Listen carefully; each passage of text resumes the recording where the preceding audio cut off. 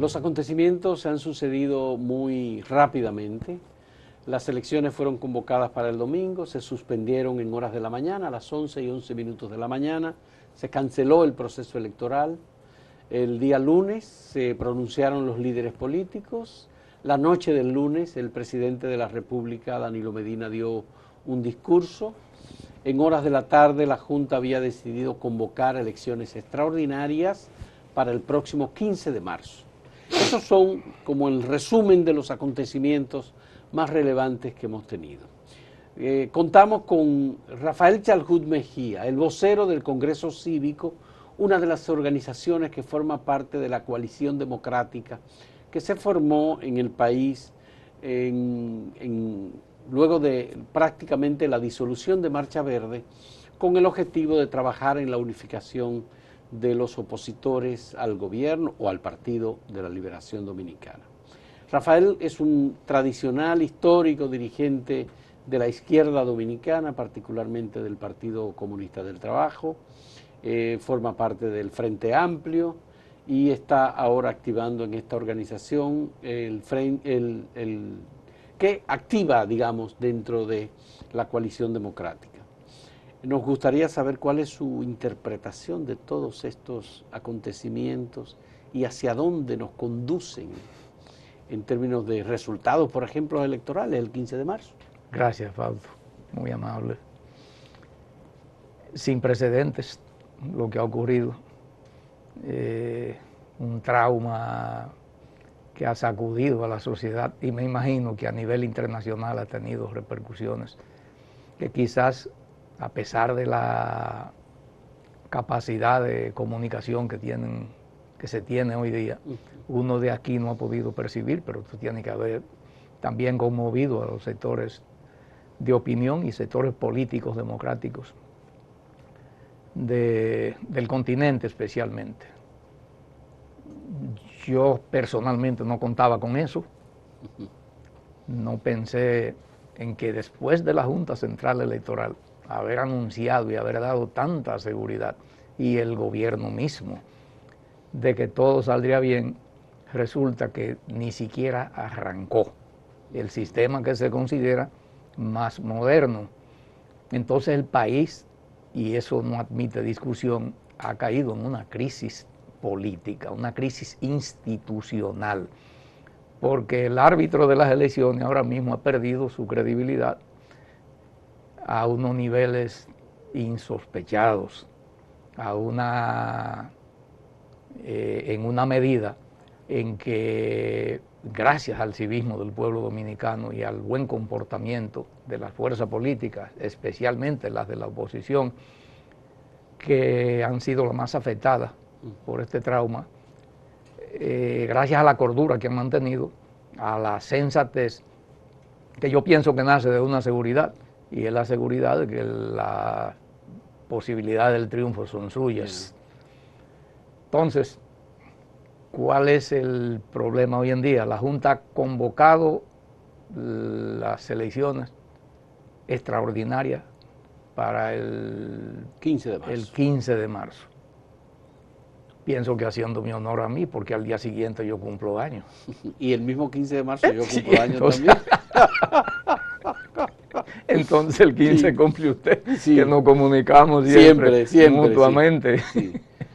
Cuando yo lo llamo para felicitarlo a usted, me dice, bueno, pues usted está felicitado por claro, al día siguiente. Sí. Entonces, ¿qué pasa? Con esa convocatoria, la Junta no puede creer que el país salió de la crisis, porque puede suceder que el presidente de la Junta y hasta el propio presidente de la República, el licenciado Danilo Medina Sánchez, se presenten con su cara de yo no fui ante el país, y aunque es verdad que no se ha perdido la paz civil, pero sí hay un trauma institucional que no ha sido superado.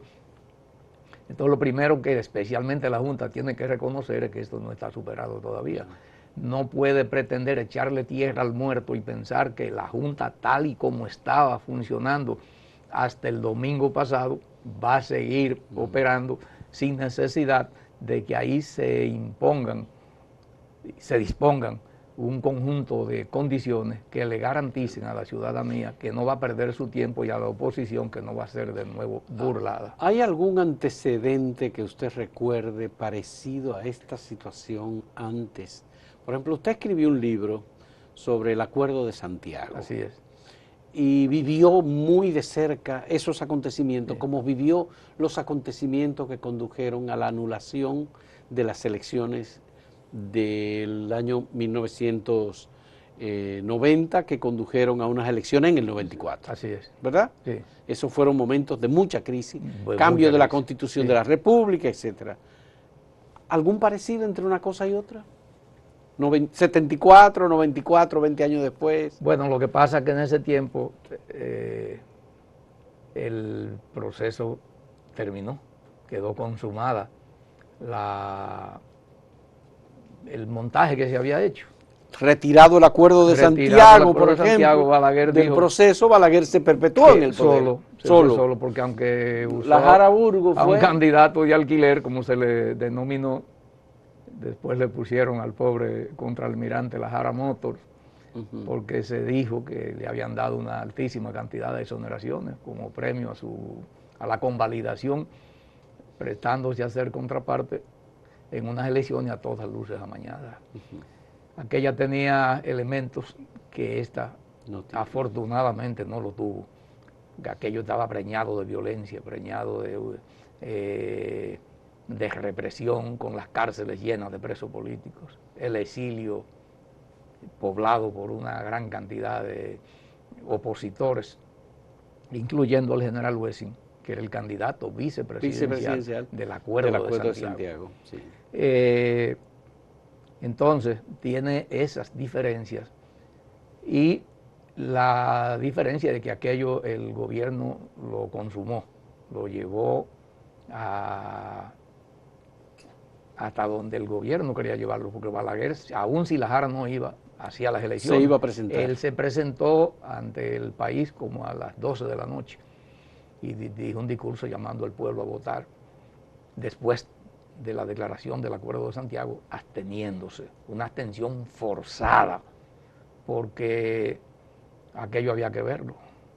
Usted estaba muy muchachito, pero los militares andaban con banderas coloradas. No, yo lo recuerdo perfectamente. Sí, cómo no, pero para ser más considerado como usted, con banderas coloradas en los cañones de los fusiles, con calcomanía en las culatas, con vehículos militares y policiales.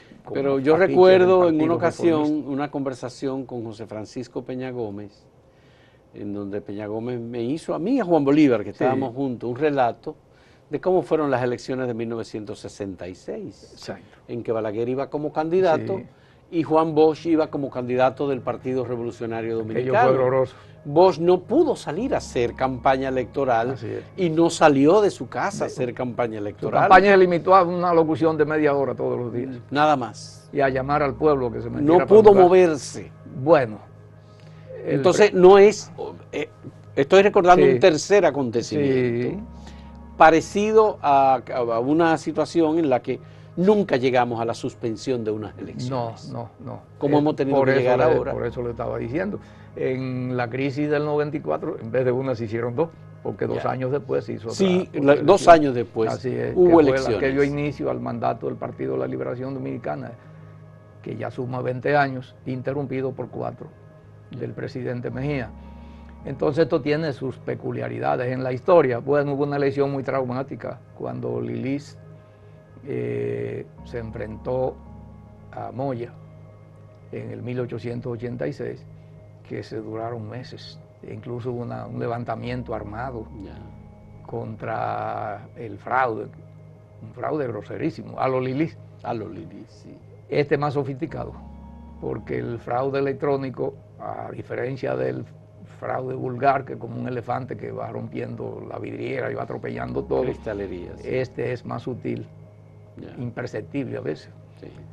Resulta que por H o por R se dio el caso entonces de que las caras de los candidatos opositores no aparecían. Bueno, vamos a hablar de eso en un momento cuando retornemos, luego de esta primera pausa, en este diálogo con Rafael Chalhut Mejía, vocero del Congreso Cívico. En un momento retornamos.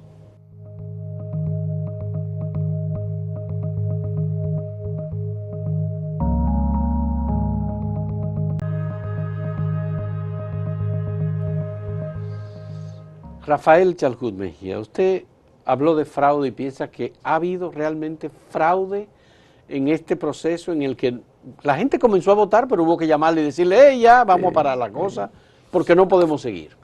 No se puede continuar una votación porque tenemos abortado todo el sistema del voto automatizado. Yo pienso que eso no cae del cielo. Alguien, incluso hay en estos mismos momentos, hay gente bajo investigación, un coronel y un técnico de una compañía telefónica. Entonces, que para mí tengo la idea, la sospecha de que pueden ser chivos expiatorios. Que ese es Está hablando de Rafael Antonio Guzmán Peralta, exacto, coronel de la Policía Nacional, sí, asignado a la seguridad hace mes y medio, sí, asignado a la avanzada, sí, del candidato presidencial del PRM, Luis Abinader. Y está hablando de Manuel Regalado, ya, técnico de Claro, de 31 años, una persona que advirtió que había un proceso de interrupción o de afectación, sí, del sistema del voto automatizado por parte de agentes del DNI. Imagínense. Entonces, comenzando por ahí, ya uno tiene la confirmación de la sospecha legítima desde un principio de que alguien manipuló eso y es descartable, y yo quiero reiterarlo con toda convicción, la posibilidad de que el candidato opositor más habilitado para ganar las elecciones, Luis Abinader, se envuelva en una cosa de esa naturaleza. Primero por su formación personal, familiar, moral, fuera de toda sospecha, y porque no tenía necesidad del fraude si todas las encuestas lo dan como ganador. Entonces se presume de que si el fraude vino, tiene que ser del bando que se sentía perdedor y no se resignaba a su derrota, lo cual es sumamente peligroso. Los organismos oficiales, ya puede ser el DNI, la Policía Nacional, que ya en esta mañana presentó datos de acusaciones, sí, contra estas dos personas, ¿están en capacidad y tienen credibilidad como para investigar esta situación y presentar culpables? Bueno, capacidad, cuando la policía quiere resolver los casos, lo resuelve. Yo eso no lo dudo. La disposición es lo que falta ver. Y si un caso tan delicado como ese y de tantas implicaciones políticas puede desenvolverse en base solamente a lo técnico, al margen del interés político del que dirige o de los que dirigen la policía, es decir, del gobierno, que en un país como este, donde hasta un vaso de agua que te le regalen se politiza, es muy difícil que ocurra. Yo de la capacidad de la policía, yo no tengo razones para decir si la tiene o no la tiene, pero de la posibilidad de que esas investigaciones la afecte el interés político, eso yo no tengo ninguna duda. Es inseparable. Además es investigando un supuesto delito tecnológico ocurrido en medio de un hecho político como las elecciones. Sí, pero eso es contradictorio con el discurso del presidente Danilo Medina anoche. Bueno, el presidente tenía que hablar así como habló, porque que su situación no es la que él deseaba. No es una situación fácil, y si se presenta beligerante en medio de este conflicto, haciendo acusaciones, con frases destempladas y con otra pose, lo que yo quiero es que esa sensación que él quiso proyectar la honren los hechos, que los hechos le hagan honor a la palabra. Sí, pero él se presentó como un presidente conciliador, sí, cómo no, cooperador, no, porque Danilo es un gran político. Y además dijo una cosa que es muy importante. Ahí no puede subestimarse. Las elecciones tienen que hacerse en los próximos 30 días. Constitucionalmente y todo. Sí, pero hasta ahora no hay una investigación. No. ni hay alguien que le esté haciendo, aunque la policía haya apresado Sí, a una persona. por eso digo. Porque el PRM entiende, por los datos recibidos, Sí, que se trata de oficiales del DNI sí, con capacidad tecnológica seguro. que estaban interviniendo los equipos de la Junta Y Central entonces, Electoral. la investigación debiera comenzar por ahí, ¿Verdad? con la pregunta clásica aquella: ¿a quién le convenía el crimen? ¿Quién sacaba beneficio de eso? Entonces yo pienso que el país debe estar muy alerta y las autoridades saber que juegan con fuego y gasolina si no manejan esto con estricta profesionalidad. Rafael, ¿se puede deteriorar el ambiente Sí, político claro, democrático en sí, República en una Dominicana? situación así esto se presta para todo, porque además de eso aquí hay una tensión social muy prolongada y muy sostenida, que no la alivian, son paliativos lo que el gobierno ha estado haciendo. Pero aquí hay una situación, aquí hay unas expectativas frustradas, especialmente en los sectores bajos, de reivindicaciones materiales y de cambios sociales que son un fermento para cualquier cosa, para la violencia. Y en las capas medias hay una saturación, hay una indignación. Fíjese que en los grandes centros urbanos es que el partido del gobierno se siente más débil, porque aquí ha surgido un campo de lucha para el cual no hay paliativos, que es la lucha en el campo moral. Aquí hubo un movimiento llamado Marcha Verde, que aunque se disolvió, porque ese tipo de movimiento no, por lo general no tiene Pero duró mucho. duración. Es espontáneo. Este es el más duradero. Los indignados de Europa pasó de un pronto, los pendejos de Caracas, cuando el don Arturo Ocupa Wall Street también fue otro en Estados Unidos. Exactamente. Sí. Entonces aquí se prolongó más de la cuenta por tratarse de un pueblo tan combativo como este. Pero ese tipo de movimiento tiende a esfumarse, que fue lo que yo advertí desde un principio a mis compañeros, algunos de los cuales creían que eso tenía posibilidades de perdurar, y basado en una clase social, en una capa social muy veleidosa, que son estas capas medias urbanas que cambian con mucha facilidad, mucho duro. Le voy a hacer una pregunta. Pero ahora, discúlpeme, dejó un fermento, dejó una base, dejó una experiencia que ahora se está transformando en votos. Para que me la responda en el siguiente segmento, ¿qué hay que hacer para evitar que la pradera o la chispa incendie la pradera? Qué bien. En un momento retornamos con Rafael Chalhut Mejía.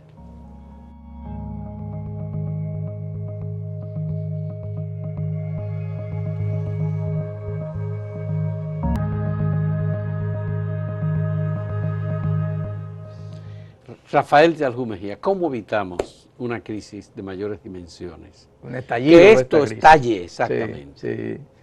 La institucionalidad lo dice y el buen juicio lo aconseja. Se convocaron las elecciones en la fecha constitucionalmente establecida y se prevé la elección presidencial en una fecha constitucionalmente establecida. Pero hay un conjunto de cosas que, dada la experiencia que tenemos, deben implementarse, como dicen ustedes lo que saben. La dirección de elecciones de la Junta, en manos de quién está. La Junta por sí misma, quien tiene al fin y al cabo y en última instancia el control, en tanto es un aparato del Estado también.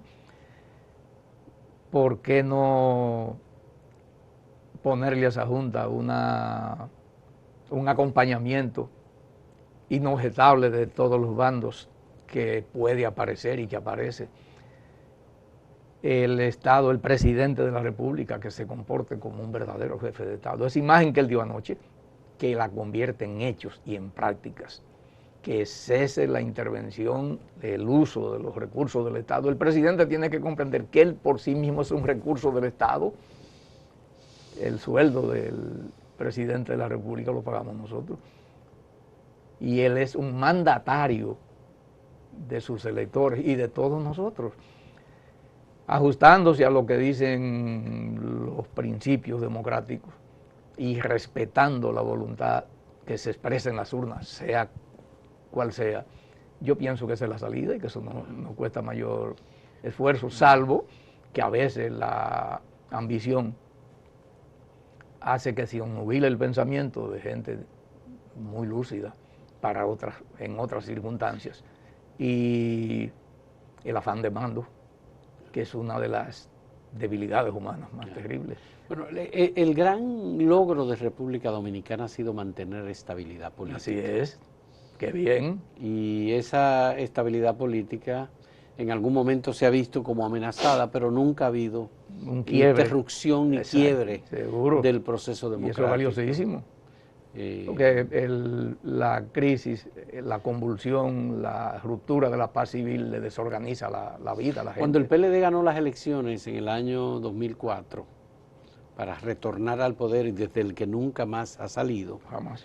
Se pensaba que Hipólito Mejía iba a hacer algo. Hipólito dijo, no. Ganaron las elecciones, claro, a las 10 de la noche. Él mismo salió. Salió y dijo, no, ganaron las elecciones. Sí. Y tenía posibilidad de patalear. Y le preguntaron y él dijo, bueno, ¿y qué usted va a hacer ahora? Bueno, a sembrar yuca para Gurabo, eso es lo que me toca. Sí. Entonces, porque el poder, el pueblo lo cede y el pueblo lo quita. Sí es. Como dijo Manolo Tavares justo cuando fue aquel discurso al Parque Independencia, al pueblo devuelvo lo que el pueblo me ha otorgado. Usted no se pone bravo si yo le hago una pequeña corrección. Ajá. Camaño. Camaño. Sí. Yo pensaba, Manolo, siempre que lo veo usted pienso en Manolo Tavares. Gracias. Usted era Francisco Alberto Qué hombre, Fausto, usted me quiere demasiado. Sí, porque usted fue compañero de Manolo. Mi líder sigue siendo. Y estuvo en la guerrilla de Manolo en Manaclas. A mucha honra. Así es. A mucha honra, sin arrepentirme. De manera, Rafael, un poco ya para ir concluyendo esta conversación. La salida es esa. La salida es la institucionalidad. Sí, señor. El respeto a la Constitución de la República y a la ley electoral. Sí. O a las leyes que norman, digamos. Los procesos electorales. Los procesos. Eso fue lo que dijo el presidente anoche. Eso es.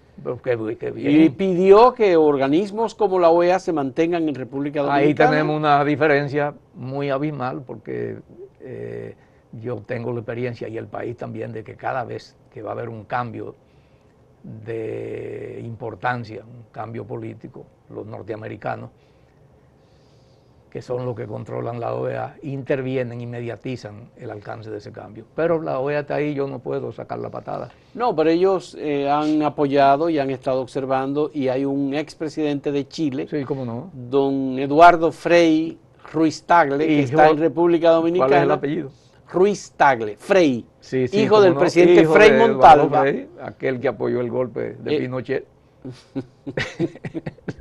Pero dejemos Eduardo Frei Montalva. Tranquilo. Sí, yo lo he visto, un hombre muy caballeroso. Murió el presidente, hubo un atentado contra él y el único presidente después, además de Allende, ¿no? Sí. Que murió por resultado de un atentado. Así es. Entonces, Eduardo Frei ha dicho que la OEA estaba interesada en mantener el acompañamiento a la sociedad dominicana y a la Junta Central Electoral. Y el PRM quiere que se quede. Ha pedido eso, sí, ciertamente. No, que permanezca aquí. Pero ese es el concepto del PRM, que tiene sus razones pero también políticas, el PLD y que no es la situación de un militante de izquierda como yo, ya, que me puedo desenvolver de otra manera, pues yo soy razonable en eso. Ahora, por experiencia histórica y por principio, donde está la OEA, yo no tengo absolutamente ninguna confianza. ¿Usted no es de los que considera que la Junta Central Electoral debe ser sustituida? Pero que no se puede, que no hay tiempo ni siquiera para que firme la renuncia. Porque las elecciones están a menos de un mes. Ya están convocadas. Bien, además, para que lo sustituyan los suplentes, que se les reputa como más parcializado con el poder que los titulares que están ahí, entre los cuales hay gente por la que yo meto la mano. Debo decir eso, comenzando con Carmen Inver. Sí. Una pregunta, Rafael. Entonces eso es. Y lo otro es que aquí nadie renuncia. Esta es la república del no renuncio. Las manifestaciones que se están dando en algunos lugares del país, en las que incluso está participando el Frente Amplio. Sí, siempre que sean pacíficas. cívicas que reclamen el cumplimiento de la ley, de la constitucionalidad, de la institucionalidad, la respaldo a todo dar. Ese es un derecho del pueblo, que parte de ese pueblo se siente burlada. Entonces yo respaldo esas manifestaciones. Estoy seguro que el liderazgo de la oposición va a convocar actividades de mucho más envergadura. Desde ahora le pido al pueblo que asista pacíficamente y al gobierno que las respete como las respetó cuando los tiempos de la Marcha Verde. Yo pienso que eso es legítimo y que parte del ejercicio cívico y democrático que le da madurez a los pueblos y que consolida el carácter democrático de los procesos electorales y políticos. Bien.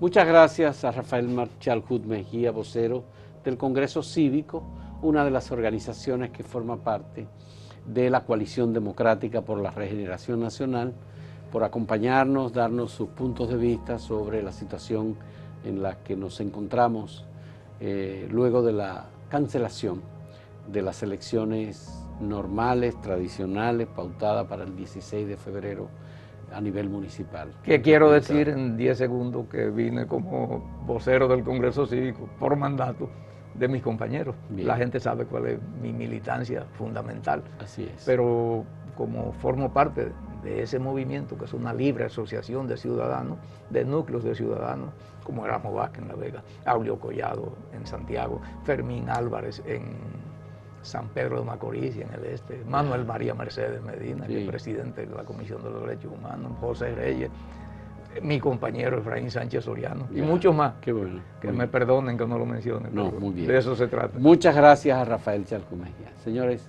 gracias por la compañía.